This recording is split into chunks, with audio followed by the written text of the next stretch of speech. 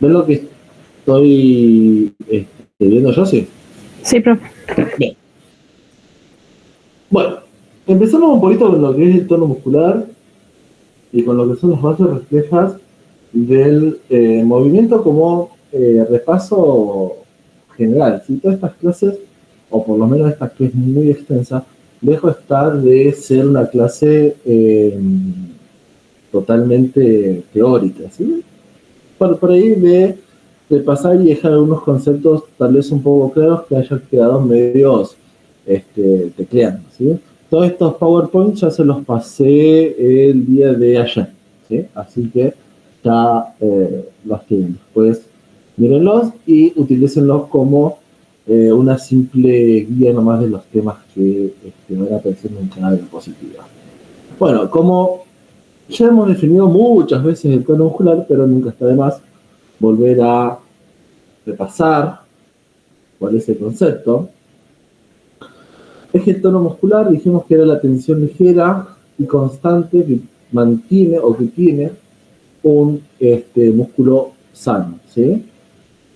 A partir de esta tensión ligera que tiene y constante, lo que nos va o lo que le va a ofrecer el movimiento pasivo es una resistencia, ¿sí? Que no es ni más ni menos que ese tono que tiene el músculo como base, ¿sí? Que es lo que permite mantener esa resistencia a cierta movilidad. Clínicamente se lo determina flexionando o extendiendo pasivamente los miembros, ¿sí? Y acá, entre comillas, sintiendo esa resistencia que oponen los músculos. Cuando nosotros podemos mover o estamos evaluando el tono muscular de un paciente, para sacarlo del reposo, ¿sí? Vamos a sentir esa leve tensión que se está oponiendo la fibra muscular a ese movimiento que nosotros queremos realizar, ¿sí? Eh, si nosotros queremos hacer la flexión o la extensión del codo, por más que sea un movimiento pasivo, nosotros vamos a sentir esa tensión del paciente o que el músculo del paciente ofrece el movimiento que nosotros queremos hacer. Esa resistencia no es ni más ni menos que el tono propio del músculo que tiene como base, ¿sí? Nosotros podemos definir el tono muscular como en dos etapas. La etapa mecánica, que está dada netamente por el músculo, ¿sí? Y la parte refleja, la cual va a estar dada por el reflejo de estiramiento o el reflejo miotático, ¿sí? Reflejo de estiramiento o reflejo miotático es, digamos, son sinónimos. Entonces, para nosotros mantener un tono muscular, necesitamos la parte mecánica, que es la parte estructural, que es la parte anatómica, si se quiere, que es el músculo. La parte refleja, la parte fisiológica, la parte que le da funcionalidad, es el reflejo de estiramiento o reflejo miotático. Digamos que uno no puede estar sin el otro, ¿sí? Digamos, si hacemos esto así, deberían ambos ir de la mano, ¿sí? A ver, si nosotros, la estructura, si nosotros tenemos atrofia muscular, ¿sí? El reflejo de estiramiento puede estar alterado. Y si nosotros tenemos alteración refleja, la estructura mecánica del músculo va a estar alterada. Entonces, en ambos casos, ya sea acá o acá, la funcionalidad del tono muscular va a estar cambiada.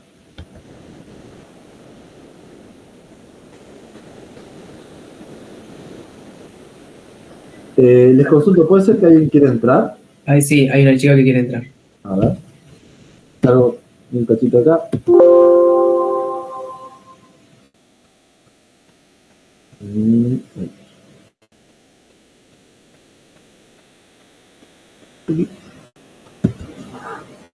Bien, fíjense, ¿cuál es el receptor del reflejo miotótico? El uso neuromuscular. Recuerden que el uso neuromuscular se encuentra en la zona ecuatorial o en la zona central de la fibra muscular, ¿sí? Nosotros tenemos la fibra, ¿sí?, muscular, y en esta zona central se encuentra el uso neuromuscular y se encuentra de forma paralela, ¿sí?, a la fibra muscular, es decir, que es parte, digamos, de la forma y de la dirección de las fibras musculares. Y en sus extremos, el uso neuromuscular está conectado al tejido conectivo del músculo, que no es ni más ni menos que la fascia muscular, por lo que está recubierto la fibra muscular. A este receptor van a llegar, o tienen, mejor dicho, dos tipos de fibras. Las fibras tipo 1 o dinámicas y las fibras tipo 2 o estáticas. Y tiene fibras en cadena nuclear. Las fibras en bolsa nuclear, ¿sí?, que ahora se las voy a mostrar, también se las suelen conocer como fibras o haz anulo espiral, ¿sí? Y todo esto va a estar recubierto por una capa de tejido conectivo, lo cual generalmente lo suele bañar ácido hialurónico, pero esto tiene que ver más que nada para la movilización y el deslizamiento de las fibras unas sobre otras. Bien, esto es lo que les decía, ¿sí? Esto es un uso neuromuscular, esta es la capa externa, ¿sí? Y acá tenemos los tipos de fibras. Tenemos las fibras anulo espiral, ¿sí?, que están en la zona central del uso neuromuscular, y las fibras en cadena nuclear, ¿sí? Fíjense que la disposición en este caso es como si estuviesen en una bolsita, por eso también se las denomina haz anulo espiral, y estas, las que están un poquito más como alejadas, ¿sí?, se las denomina fibras en cadena nuclear. Esto está dentro del uso neuromuscular, ¿sí? Fíjense que la inervación sensorial que tiene el uso neuromuscular va a ser de dos tipos. Las fibras 1A, que van a hacer inervación en la terminal primaria, que van a inervar a todas las fibras intrafusales. Recuerden, cuando hablamos de intrafusal o extrafusal, nos referimos a las fibras intrafusales que están dentro del uso, ¿sí?, y las extrafusales son las fibras musculares, principalmente. Entonces, las 1A van a inervar a lo que son los haces anulo espiral, ¿sí? Recuerden que esto proviene desde la médula, ¿sí? Después hay un dibujito más completo, que inerva sensitivamente a las anulo espiral, principalmente la terminación 1A, y la terminación 1A también inerva a las fibras en cadena nuclear. Las fibras tipo 2, provenientes de la médula, ¿sí?, van a inervar principalmente a las fibras estáticas que se encuentran dentro de lo que son las fibras de anulo espiral o en bolsa nuclear, pero principalmente va a inervar a las fibras en cadena, ¿sí? ¿Qué es lo que tienen que saber bien de esto? Bueno, que tiene inervación sensitiva. Esta inervación sensitiva va a estar dada por las fibras 1A y las fibras 2. Las fibras 1A van a inervar tanto a los As a nulo espiral como los haces en cadena. Y la terminal número 2, ¿sí?, va a inervar principalmente a las fibras en cadena nuclear. ¿Sí? ¿Por qué es importante esto? Bueno, principalmente la mayor importancia va a estar dada en la inervación 1A, porque inerva tanto las fibras en bolsa nuclear como en cadena nuclear. Dependiendo de la lesión sensitiva que se pueda producir, ¿sí?, si tenemos una lesión sensitiva que justo sea al nivel de integración de las terminales 1A, ¿sí?, va a haber una denervación del uso neuromuscular y por ende el tono muscular se va a ver mayormente alterado. Por ahí si hay una lesión a nivel de las fibras 2, ¿sí?, que solamente inervan a las fibras en cadena nuclear, ¿sí?, tenemos la terminal 1A que inerva a las 2. ¿Sí? ¿Se entiende eso o no? Sí, profe. Sí, se entendió. Bien. Fíjense que estas fibras primarias, o las fibras tanto tipo 1 como tipo 2, recogen información de todas las fibras intrafusales, mientras que las fibras secundarias o tipo 2 solo lo hacen de las fibras principalmente en cadena nuclear. ¿Sí? Es lo que les dije recién. Dependiendo de dónde se encuentre la lesión, ¿sí?, principalmente la afección de las 1A es quien va a intervenir o va a complejizar aún más la función, ya sea del reflejo metático como del tono muscular. ¿Sí? Y fíjense que la entrada, ¿sí?, al uso neuromuscular la hacen bien por la zona central, principalmente las 1A, y un poquito hacia lateral los hacen las fibras 2.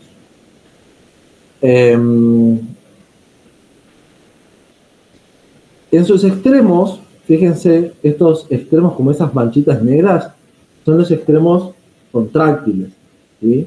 Y eso va a estar inervado por principalmente las motoneuronas gamma.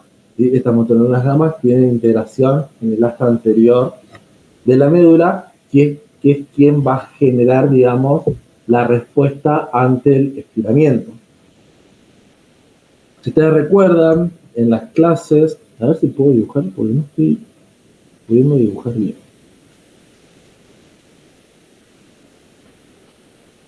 Nosotros tenemos el músculo,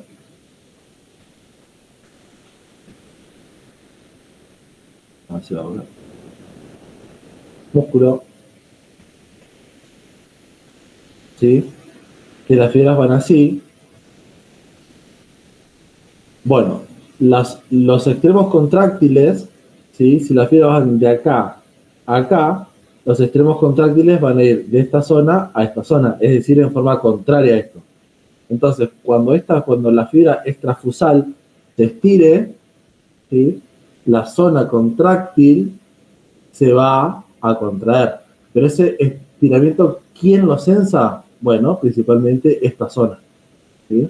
Tanto las fibras en bolsa nuclear como en cadena nuclear. Sensan ese estiramiento, toda esa información viaja por la terminal, tanto por el terminal primario como secundario, a través de las fibras 1A y 2, y la respuesta es del asta anterior de la médula, a través de las motoneuronas gamma, y la información que llega es la contracción de estos extremos contráctiles, valga la redundancia. Entonces, esto se contrae y es esa resistencia que nosotros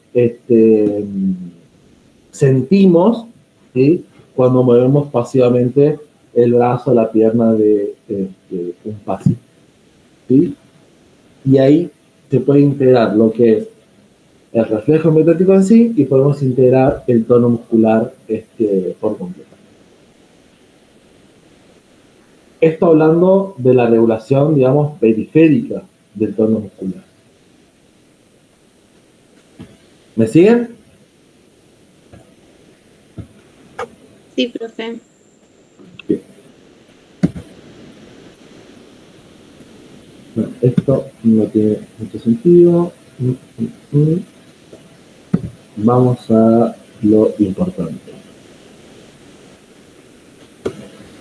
Bien, como ya les dije, la inervación principalmente va a estar dada por las motorinas gamma, ¿sí? Tanto las gamma 1 como las gamas 2, ¿sí? Van a cumplir la misma función, ¿sí? La función de tratar de contraer ese extremo contráctil. Las gamma 1 principalmente van a inervar a las fibras en bolsa nuclear y las gamas 2 van a inervar tanto a las fibras en bolsa nuclear o anulo espiral y las fibras en cadena, ¿sí? Digamos, para que quede claro, las gamma 1 inervan las fibras en bolsa nuclear y las gamas 2 inervan tanto las fibras en bolsa nuclear como las que son en cadena. Eso también tiene importancia a la hora de evaluar, digamos, la alteración del tono muscular. ¿Por qué? Porque si hay una predominancia en la lesión de la gamma 1, bueno, solamente vamos a tener afectada una parte del reflejo miotático, y si tenemos la gamma 2, vamos a tener por ahí abolición del reflejo miotático, por ende del tono muscular.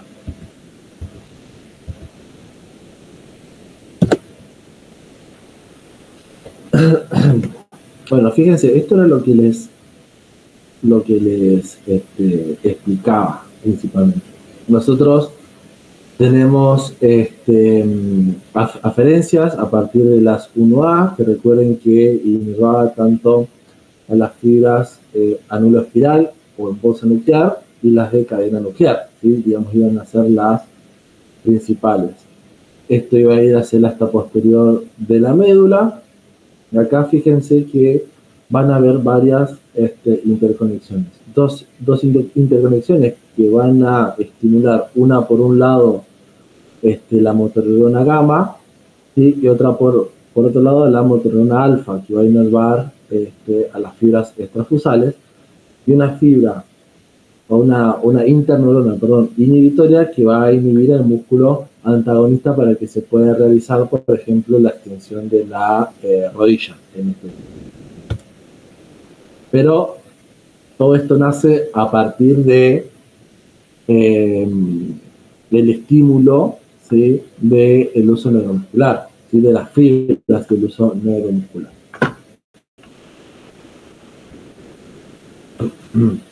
Bueno, acá es un poquito más de lo mismo, pero en este caso, fíjense que usamos tanto las fibras 1A como las fibras 2. En este caso, las fibras 1A que vamos a usar como agonista al músculo flexor, puede ser del bíceps, por ejemplo. Y acá vamos a ver que tenemos una interneurona que va a estimular la contracción del músculo agonista, y por otro lado una interneurona que va a inhibir la función del músculo antagonista, ¿sí? Que en este caso podría ser efectivamente el tríceps. Caso contrario, ¿sí? Fíjense, las fibras 2 en este caso van a estimular lo que es la función del músculo que antes era antagonista, ahora es agonista, y en este caso vamos a tener una interneurona que va a cumplir una función, primero directa de contracción, y otra que va a ser un intermediario, la cual, activándose, va a producir la inhibición de su interneurona siguiente, ¿sí? Esto lo que va a generar es que haya una relajación, si se quiere, del músculo antagonista, que en este caso sería el músculo flexor, ¿sí?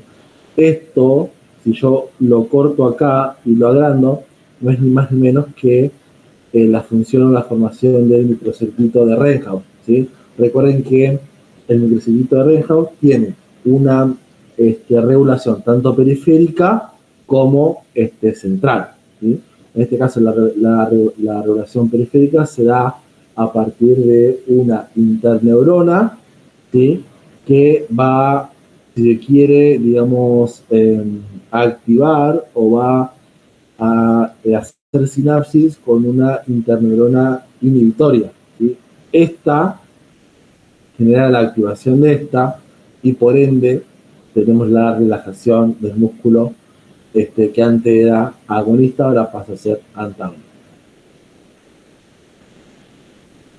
¿Y de qué depende todo esto? Bueno, insisto, depende de la activación de las fibras, tanto 1A como de las fibras de tipo 2.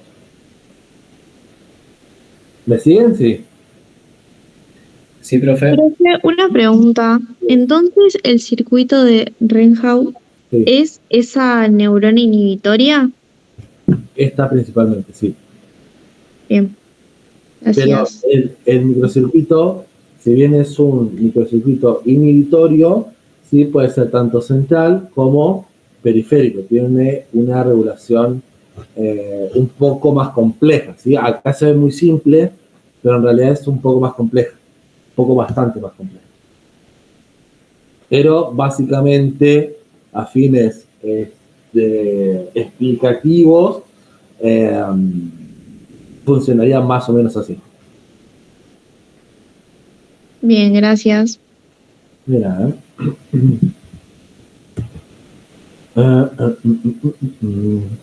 bueno, otra cosa importante, ¿se entendió lo que es el reflejo miotático? ¿Sí? Así como muy a forma de repaso, veloz. Sí. ¿Sí? Joya. Bien, entonces, ¿qué hay que tener en cuenta y qué hay que saber principalmente del reflejo miotático? Bueno, principalmente, ¿cuál es su receptor? Y dijimos que es el Uso neuromuscular. uso neuromuscular. Este uso neuromuscular tiene en su interior fibras, ¿sí? Con inervación sensorial sensitiva, que son las fibras 1A y las fibras 2.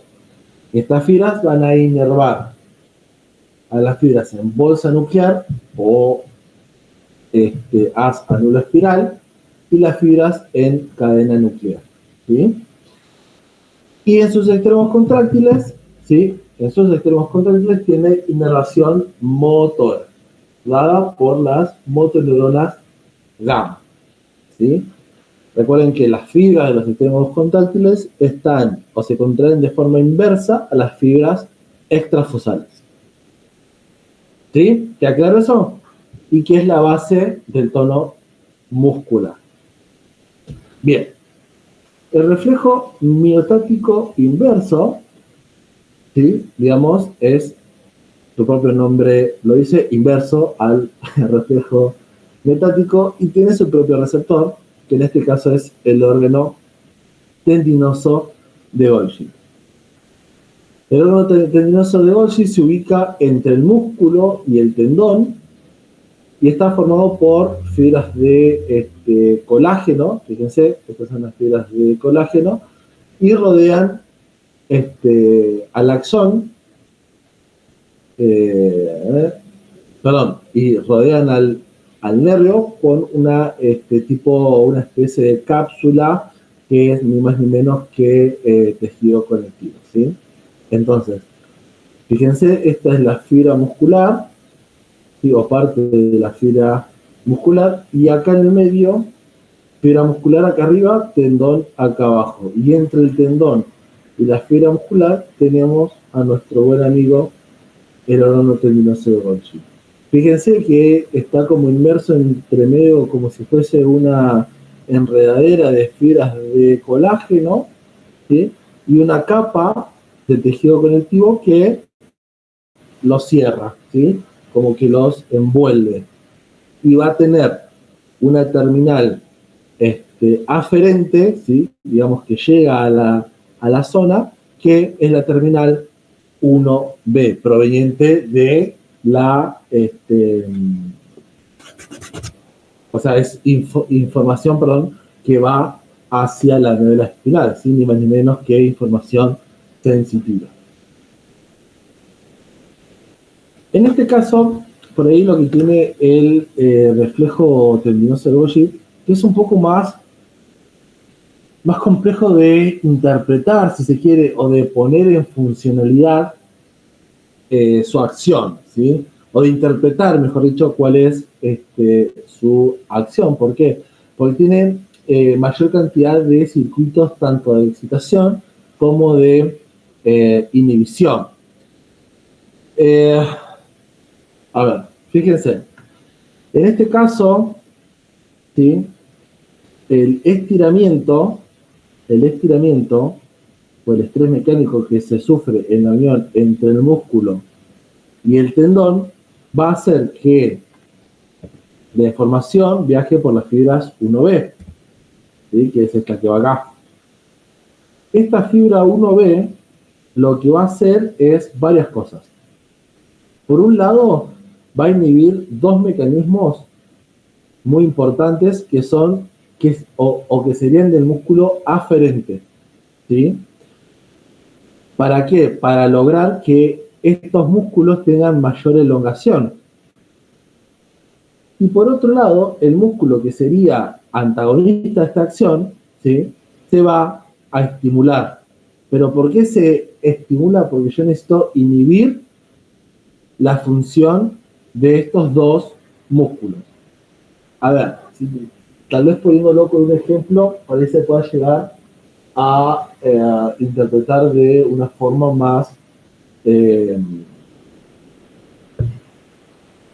más amena, ¿sí?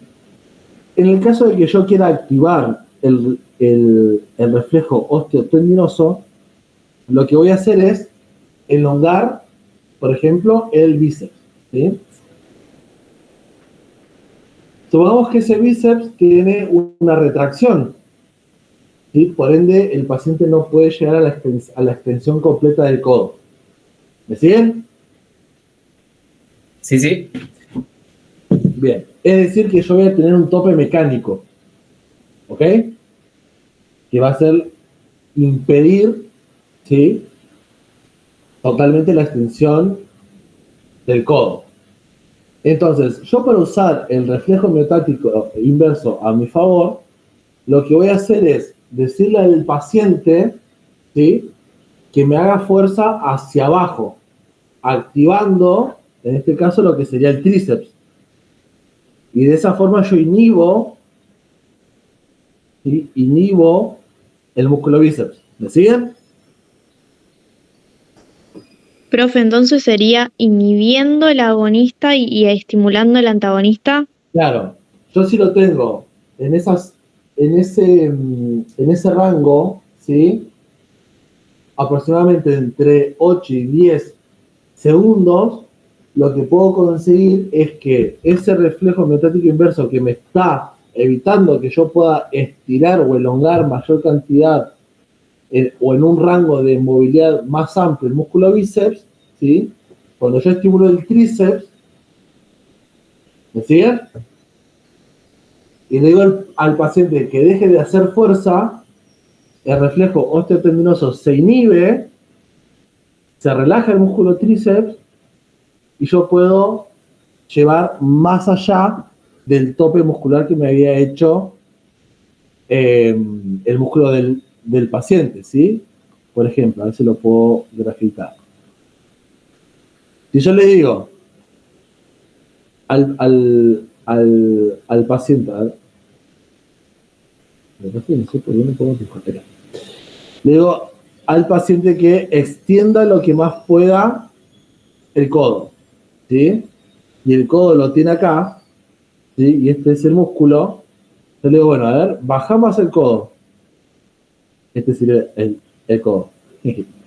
Pero el paciente no puede, ¿sí? Es decir, que hay una tensión mecánica acá, por una contractura muscular, por ejemplo, que el paciente no puede bajar o no puede hacer la extensión completa del antebrazo sobre el brazo.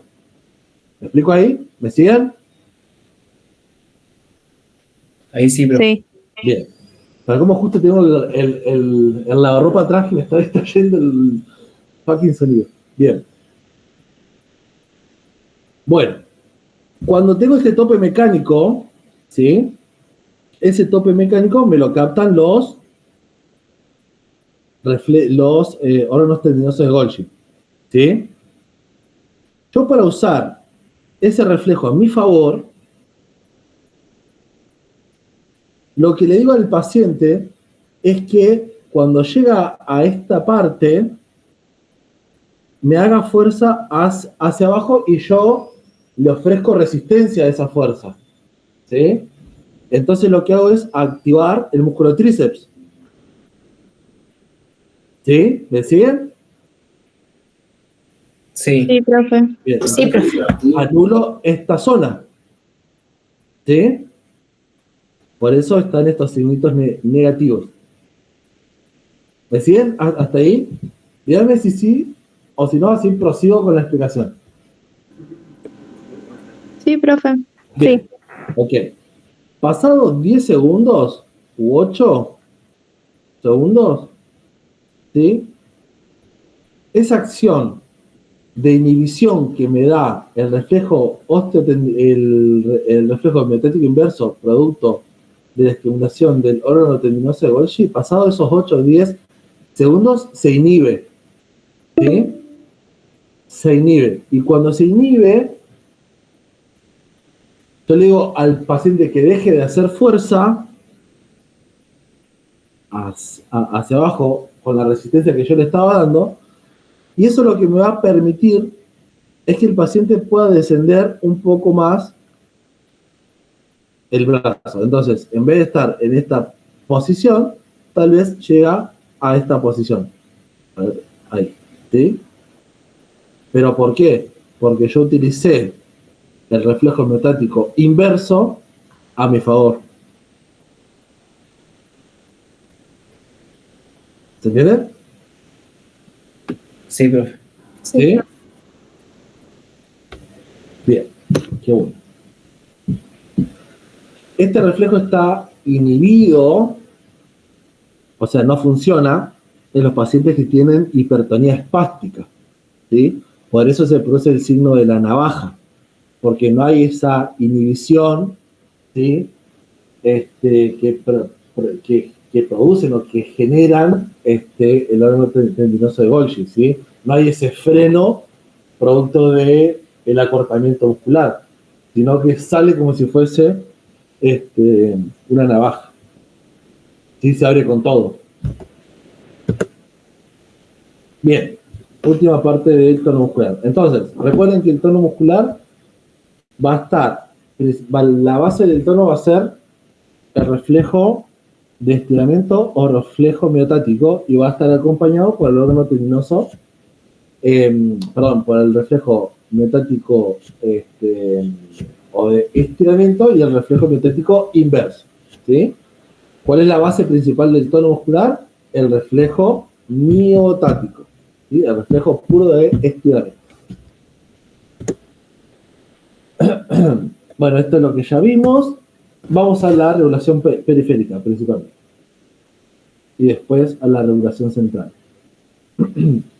La regulación periférica va a estar dado principalmente por todo lo que les expliqué, ¿sí? Principalmente por la función del reflejo miotático, pero este reflejo miotático también va a responder hacia ciertas situaciones, ¿sí? Por ejemplo, mecanorreceptores cutáneos que van a facilitar la actividad refleja del estiramiento de los músculos como los nociceptivos, ¿sí? Por ejemplo, nosotros cuando apoyamos el pie, ¿sí? El reflejo miotático tiene que estar permanentemente activado para evitar que nosotros nos caigamos, ¿sí? Para mantener y adaptar una buena postura.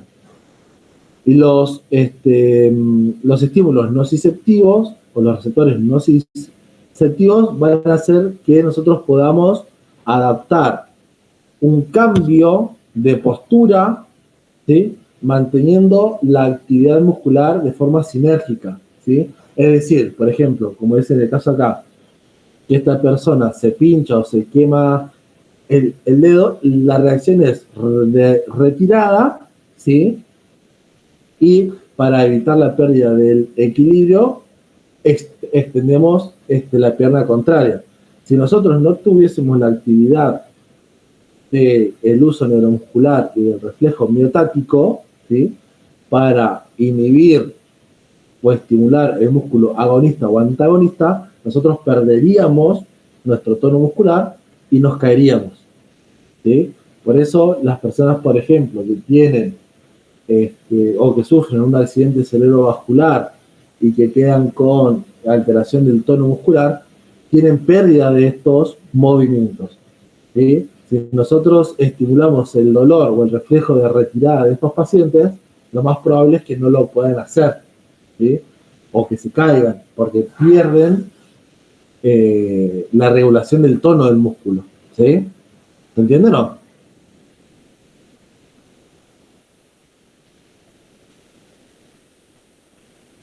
Sí, profe. Sí, profe. Los receptores articulares facilitan el tono de los músculos que se insertan en las articulaciones respectivas. Esto principalmente va a estar sensado por el órgano tendinoso de Golgi, ¿sí? Hablamos de reflejo miotítico inverso. Y las aferencias viscerales, esto es bastante controversial, pero dice que tiene un efecto inhibitorio a larga duración sobre las motoneuronas espinales de los músculos flexores y extensores. Esto se cree, digamos, que las aferencias viscerales tienen efecto inhibitorio sobre el tono muscular, principalmente cuando se genera dolor, ¿sí? Cuando hay dolor, principalmente nosotros, o el tono muscular, principalmente de los músculos espinales, se modifica, ¿sí? Y adaptamos como esa postura por ahí de triple flexión, pero dado principalmente por los miembros inferiores. Lo que solemos hacer es acercar los miembros inferiores hacia la zona abdominal, ¿sí? Pero bueno, esto es bastante rebuscado. Lo que sí, sin lugar a duda, cambia es la postura del paciente, sin lugar a duda.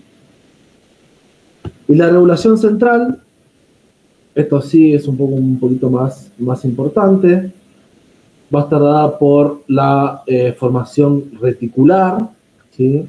En este caso facilita las actividades de las motoneuronas gamas en las terminales. Recuerden el uso miotático que va a estimular la extensión de las fibras extrafusales. El tegmento, que le va a dar una coordinación no del tono muscular, sino principalmente entre agonista y sinergismo. Los núcleos vestibulares, en este caso sí van a facilitar el tono extensor de los miembros, ¿sí? E inhiben el tono flexor. El núcleo rojo es inhibidor del tono sobre los miembros superiores, tanto flexor como extensor. Por eso acá hay digamos, del núcleo rojo hacia arriba y las lesiones del núcleo rojo hacia arriba o hacia abajo brindan una gran información sobre cómo va a estar la posición del paciente. Por ejemplo, si la lesión es por debajo del núcleo rojo, el tono muscular del paciente va a estar principalmente en miembros superiores, va a estar principalmente si es por debajo del núcleo rojo, es de cerebración, ¿sí? Entonces el paciente va a estar principalmente con los miembros en triple flexión y con los miembros inferiores en completa extensión.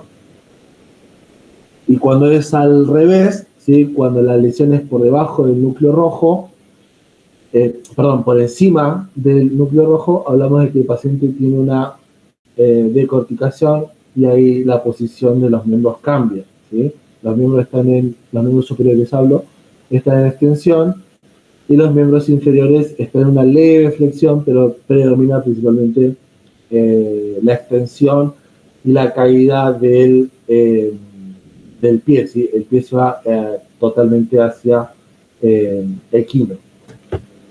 La corteza cerebral, por otro lado, inhibe el tono muscular, ¿sí? Tanto principalmente flexor, y el cerebelo facilita el tono muscular, principalmente el flexor. Quiero ver si, esto es lo que les decía, ¿sí? Tenemos la posición por descerebración, cuando la lesión es por encima del núcleo rojo, y la decorticación es cuando la lesión es por debajo del núcleo rojo. Es decir, que del núcleo rojo hacia arriba, ¿sí? Está todo perdido.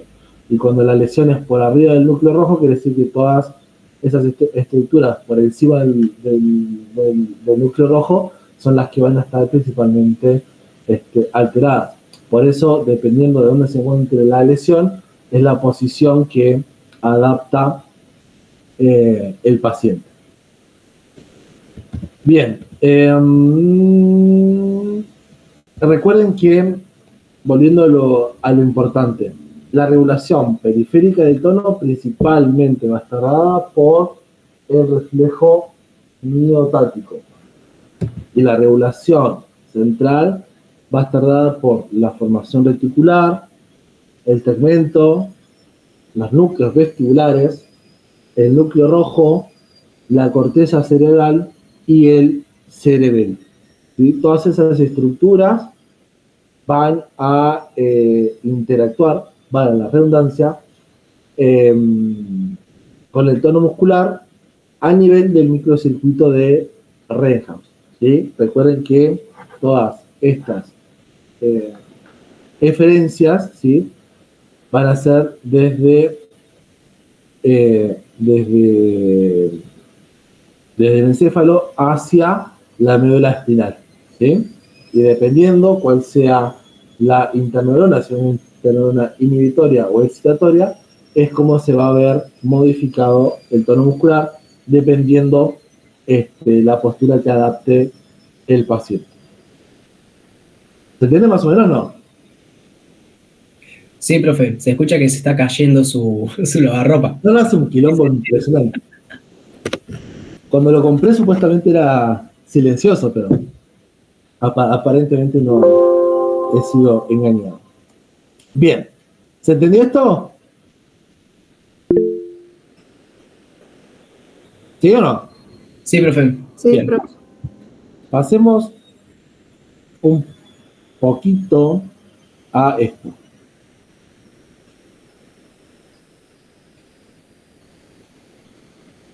A ver, quiero ver esto.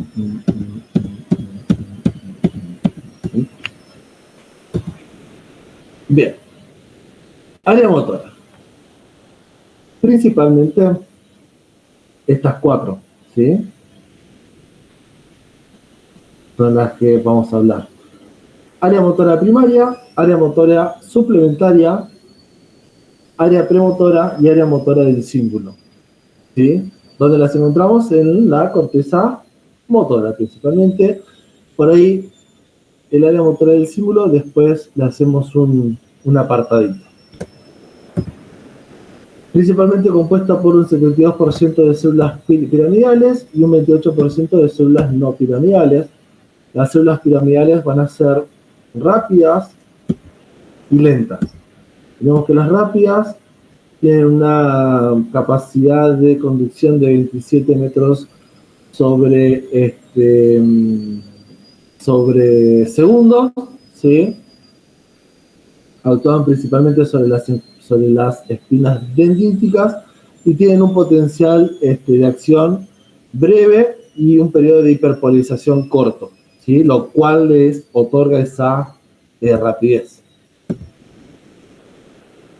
Las lentas tienen un nivel de conducción un poco más lento, 19 metros sobre segundos. También actúan sobre las espinas dendríticas. Tienen un potencial de acción un poco más largo con respecto a las anteriores y un proceso de hiperpolarización levemente más largo. Dentro de las no piramidales encontramos al conjunto de células estrelladas, que son las células en grano, las células en cesta, las células bipolares y las células bipolares, ¿sí? Donde, que no sean conducción piramidal no quiere decir que estas células no lleven información motora, ¿sí? Lo hacen, pero en mucho menor medida, o son células que tienen su microcircuito en lo que sería en el encéfalo o en la zona de la corteza, ¿sí? Tal vez no. Tienen interconexiones entre ellas principalmente. Fíjense, tenemos el área motora primaria, el área suplementaria y el área premotora. Así como tenemos el homúnculo de Painfeld, que es el homúnculo sensitivo, también tenemos el homúnculo motor, que se parece bastante al homúnculo de Painfeld, ¿sí? Sí. Se le va a cortar la llamada. ¿En serio? Sí. Pensé que entré con el coso de los